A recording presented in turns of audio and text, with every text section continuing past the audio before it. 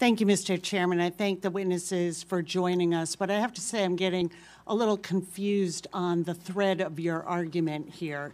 So if I understand you, and according to the comments within the last few hours from Acting Chief of Staff Mick Mulvaney, this administration did not want to give aid to Puerto Rico because they thought it was corrupt. Is that correct? The long-term recovery of both the administration and HUD the long-term recovery of Puerto Rico is the top priority. Is that a yes or a no? Well, we want the money to go to the people of Puerto Rico, and certainly not through corruption. We don't want it wasted through procurement fraud. So the decision not to file the notice by the September 4th deadline was because of corruption, though. Is that correct? That was your testimony earlier? There were a number of troubling events that happened in August in addition to prior financial mismanagement issues in Puerto Rico that led us to believe that the more prudent course of action was to make sure that we had proper controls in place so that we could better ensure that the money is spent properly and spent on the people of Puerto Rico. Let's back up for a minute here. So during the gubernatorial changes, no key official at Vivienda, which is the Department of Housing, changed, correct? Secretary Gill was the same official through all three governors. Is that correct? Yes, he's currently the secretary. Yes, ma'am. And there were no indictments issued involving Department of Housing in Puerto Rico. It was the Department of Education. Is that correct? That's correct, but there actually was a news story about Secretary Gill being approached by someone concerning a procurement, and it was an improper contact that Secretary Gill immediately... Is that why the notice wasn't? This No. adjacent news story about Secretary Gill? No, but it's an ongoing problem down there with procurement. Secretary Gill did the honorable thing, and he's an honorable person, but it is an ongoing problem down there. Okay, so we have an honorable head of housing. That's correct. And you have $1.5 billion that's gone to Puerto Rico. That's correct. There is a process, right? First, we have the federal register notice, then you have an initial action plan, and then you have grant agreements. So your testimony today is that in Puerto Rico, desperately in need of aid, you did not meet the requirement, the legal requirement to file this notice by September 4th because of corruption, fear of money going to the greedy, not the needy. But this is the beginning.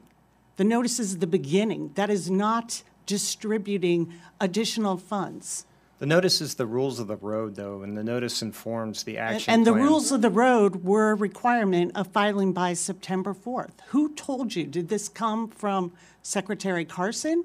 Did this come from Mick Mulvaney, as he indicated in his recent conference? We were all concerned at HUD, and we were all concerned about the troubling events that happened both in July and August. And again, I think so. Have there been passbacks with OMB? Who on whose desk did this stop and say we are not going to comply with the law around issuing this notice because we are concerned about corruption? We had multiple meetings at HUD around the events that were happening in July and August, whom? including within HUD. We had with our senior leadership team. So this was just done within HUD senior leadership. This was your decision.